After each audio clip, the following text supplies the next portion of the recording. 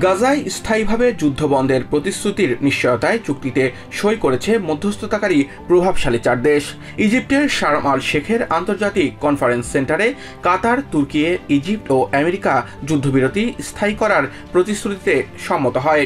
সোমবার স্থানীয় সময় সন্ধ্যায় স্থায়ী শান্তি প্রতিষ্ঠার গ্যারান্টার চুক্তিতে সই করেন president Donald Trump, Recep Tayyip Erdogan, Emir Sheikh Tamim bin Hamad Al Thani ও president Abdel Fattah Al Sisi. It's very comprehensive, but we've already signed documents in the Middle East having to do with Israel and Hamas and just about everything else.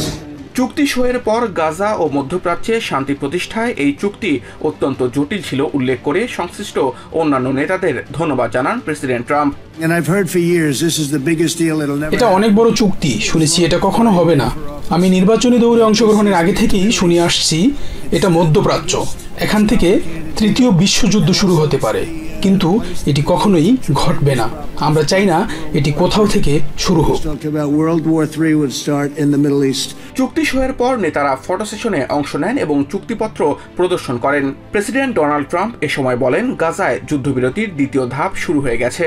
তিনি আরব নেতাদের উদ্দেশ্যে গাজা পুনর্গঠনে উদ্যোগ গ্রহণের আহ্বান জানান। গাজায় শান্তি প্রতিষ্ঠার চুক্তি স্বাক্ষরে মধ্যস্থতাকারী আলোচকদের কৃতিত্ব দেন। পর্দার আড়ালের প্রচেষ্টাকারীদের গ্রেট লিডার অভিহিত করেন Trump. I just want to tell you the people behind me and some of the people in the room that are so helpful, but the people behind me are the greatest leaders. সম্মেলনে 20টির বেশি দেশের শীর্ষ নেতা, জাতিসংঘ, European council ও আরব লীগের কর্মকর্তারা অংশ নেন। মধ্যস্থতাকারী 4 দেশের শীর্ষ নেতা ছাড়াও এতে ফ্রেঞ্চ প্রেসিডেন্ট ইমানুয়েল ম্যাক্রো, ব্রিটেনের প্রধানমন্ত্রী Keir Starmer, German chancellor Friedrich Merz, স্পেনের প্রধানমন্ত্রী পেড্রো সানচেজ, কানাডার প্রধানমন্ত্রী মার্ক কার্নি সহ মধ্যপ্রাচ্য, এশিয়া ও ইউরোপের নেতারা অংশ নেন।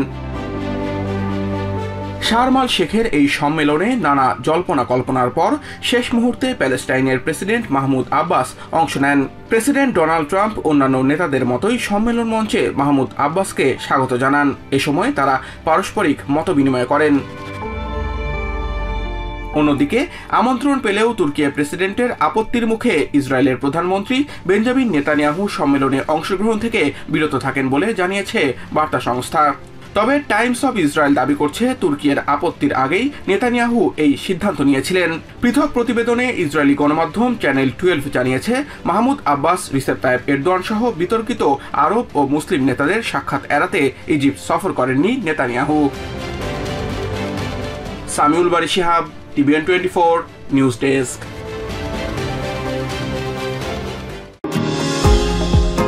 নিউ ইয়র্ক থেকে সম্প্রচারিত TVN 24 টেলিভিশন বিশ্বজুড়ে বাঙালির কণ্ঠস্বর।